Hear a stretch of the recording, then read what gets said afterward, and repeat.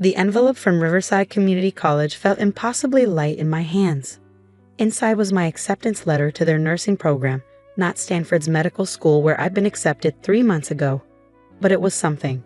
A way forward. A chance to still help people, even if it wasn't quite the dream I'd planned. "You don't have to do this," my brother Michael whispered from his hospital bed. "I'll figure something out. Maybe another clinical trial." I shook my head, forcing a smile. "It's done, Mikey. I already transferred the money this morning. All $287,000 of my college fund, carefully saved since I was born, meant to fund my medical school dreams, now redirected to pay for my brother's experimental cancer treatment, a treatment our parents had refused to help with, claiming they couldn't afford it. It's too risky," Dad had said, not meeting our eyes. "The success rates are too low. We've already spent everything we can. He'll die without it." I'd screamed, waving the doctor's reports at them. "This is his last chance." "Then maybe it's God's will," Mom had whispered, crossing herself. "We have to accept." "No," I'd stood up, my hands shaking. "I don't accept that. Not when there's still a chance." That was 3 months ago. Now I sat in a hospital watching my little brother sleep, his body finally responding to the treatment I paid for. The treatment that had cost me my future, my parents' love, and any relationship with my family. The day I'd transferred the money, Dad had called me into his home office.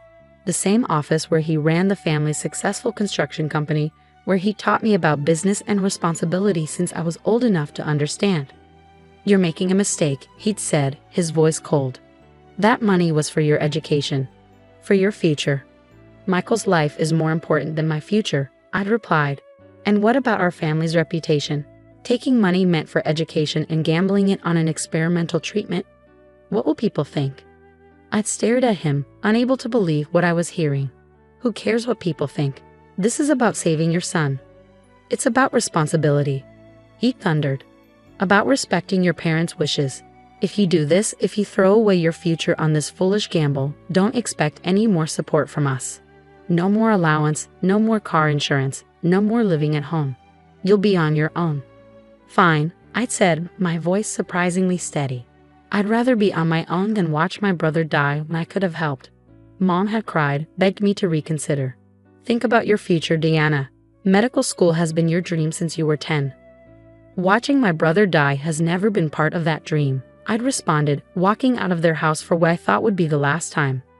Now 3 months later, I was working 2 jobs, waitressing and night shift at a convenience store, while taking prerequisites at community college. My tiny studio apartment barely fit a bed and desk, but it was mine. Paid for with honest work, just like everything else in my new life. The doctors were cautiously optimistic about Michael's progress. The experimental treatment was doing exactly what they'd hoped, shrinking tumors that had been declared inoperable. He even started talking about going back to college himself once he recovered. Our parents hadn't visited him once since I paid for the treatment. Their form of protest, I suppose.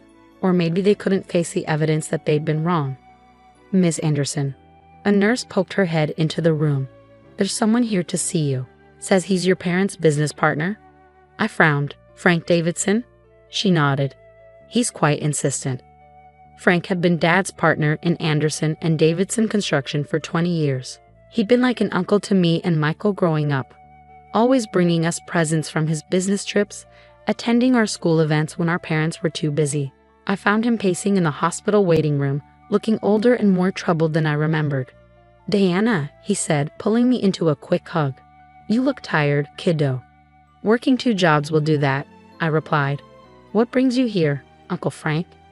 He glanced around the waiting room, then pulled me into a quiet corner. "There's something you need to see. Something I've been struggling with since I found out what happened with Michael's treatment." He pulled out a thick folder from his briefcase.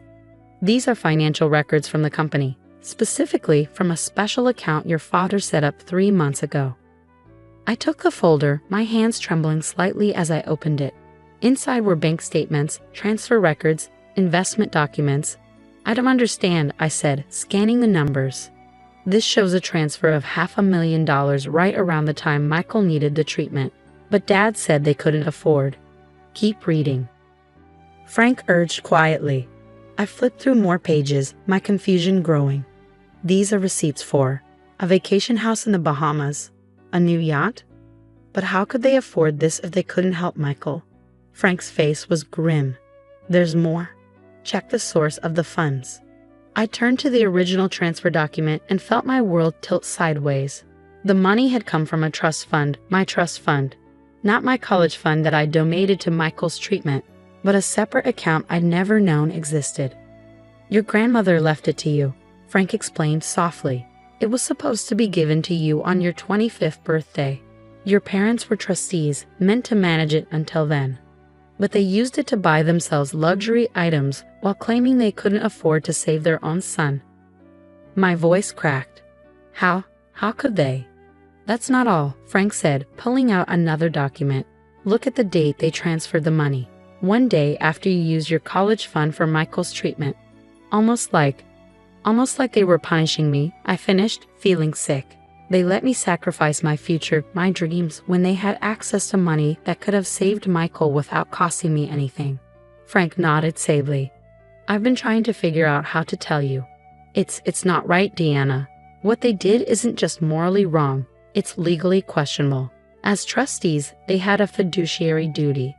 My phone buzzed, interrupting him. A text from my mother. Coming to see Michael tomorrow. Please don't be there. We need family time with our son. Family time. After 3 months of ignoring him, of letting me work myself to exhaustion trying to build a new life while caring for my brother, they wanted family time. I looked at the documents in my hands, then at Frank's worried face. Uncle Frank, I said slowly, I'm going to need copies of everything. And maybe the name of a good lawyer. He reached into his briefcase again. Already got them right here, kiddo, and I know just the person you should talk to. I hugged the documents to my chest, thinking about all the nights I cried myself to sleep, believing I'd lost my family's love by defying their wishes to save my brother.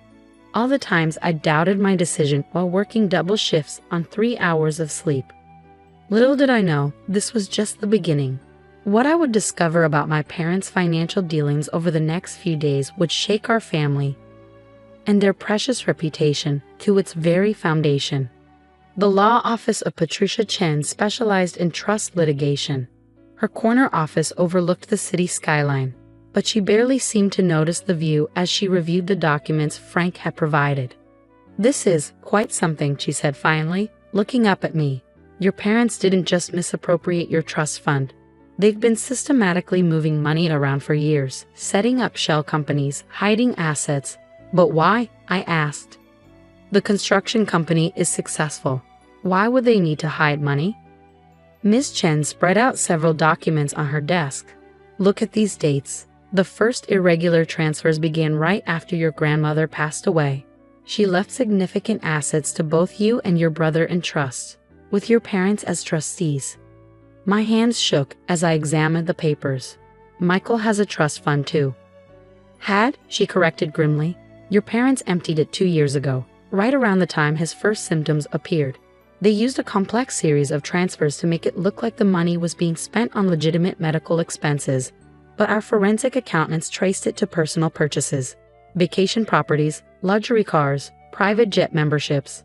I felt sick, so when they said they couldn't afford his treatment, they had already spent his money on themselves. And when you stepped in with your college fund, they celebrated by spending your trust fund too. Can we prove all this? Ms. Chen's smile was sharp. Oh yes, your Uncle Frank has been keeping very detailed records since he first noticed discrepancies in the company books. Plus, we have something even better. She pulled out one final document, an email chain between my parents and their private banker, dated the day after I paid for Michael's treatment. Need to move Dee's trust fund immediately. She's proven herself untrustworthy with money, choosing to waste her education fund on her brother's foolish medical gambles.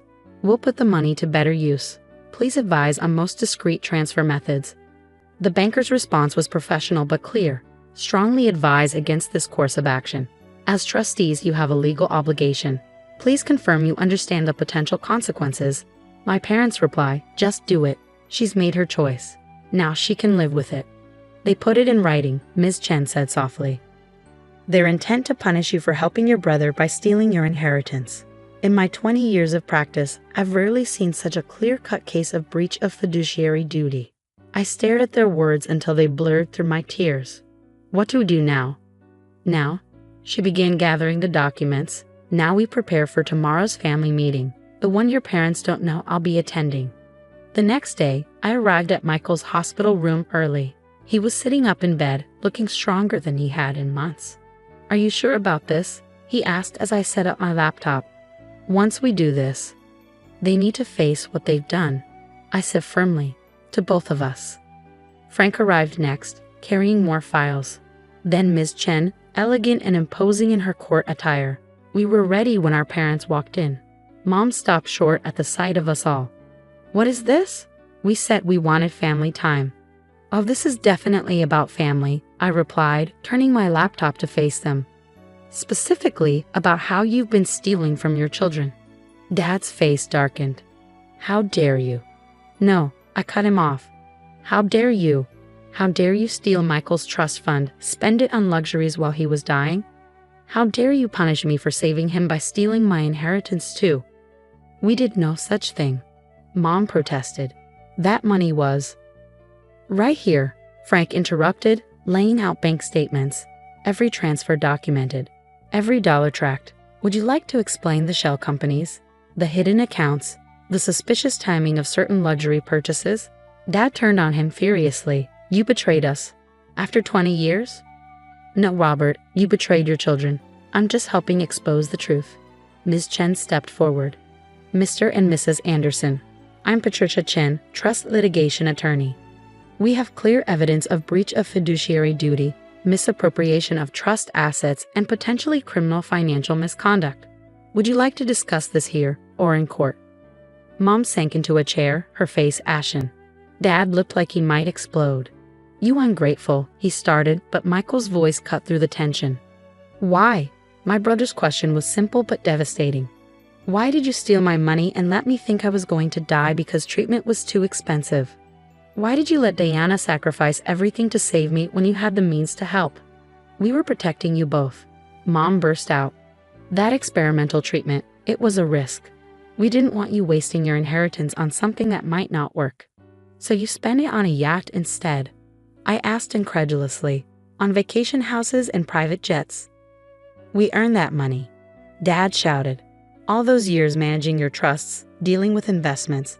As trustees," Ms. Chen interrupted coldly, "you were legally and ethically bound to manage those funds for your children's benefit, not your own enrichment. Would you like to see the penalties for this level of breach?" She laid out another document, a draft lawsuit with potential damages that made even Dad's face go pale. "You have two options," she continued. "One, we take this to court. Every detail becomes public record.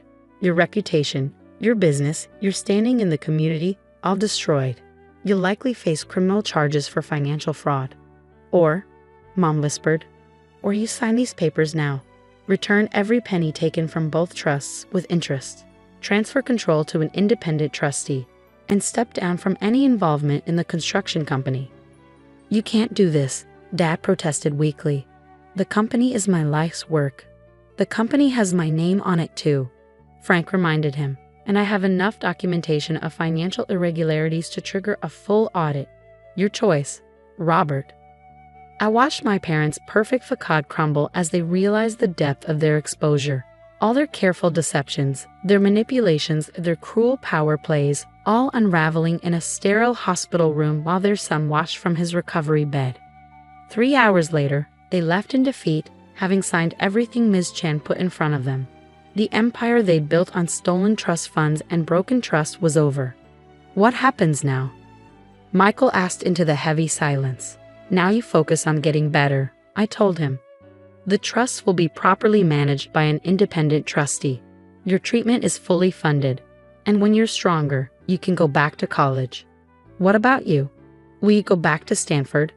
I smiled, feeling truly light for the first time in months. "Actually, I've been thinking. This whole experience, it's shown me something about myself. About what really matters." I pulled out my Riverside Community College nursing acceptance letter.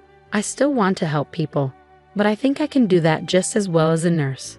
And this way, I can start sooner, work while studying, really understand healthcare from the ground up. Michael reached for my hand. "You're amazing, you know that? You gave up everything to save me, and somehow you made it into something positive. Not everything, I corrected him. I gave up money and a specific path, but I gained clarity. Understanding of what real family means, not control and manipulation, but sacrifice and support. Frank cleared his throat. Speaking of support, the company board met this morning. We'd like to offer you a position, Diana, Special Projects Manager, focusing on our healthcare facility construction division. Your perspective as someone who's seen healthcare from the patient advocate side would be invaluable. I stared at him. But I don't have any construction experience. You have something better, he said firmly. Integrity. Compassion. The ability to see what really matters beyond dollar signs and status symbols. That's what we need as we rebuild the company's reputation. 1 year later, Michael is cancer-free and back in college. I'm halfway through my nursing program, working part-time with Frank's company to help design more patient-centered healthcare facilities. Our parents, well, they're living in a modest condo now, all their hidden assets returned to their rightful owners. Yesterday, I received an invitation to a charity gala, my first major public event as part of the company's new leadership team. The theme? Building Hope. Healthcare facilities for the future. I showed it to Michael during his weekly dinner visit to my small but comfortable new apartment. Going to be awkward, he noted. Mom and Dad will probably be there. Lots of their old society friends. Good, I said firmly. Let them see what real success looks like.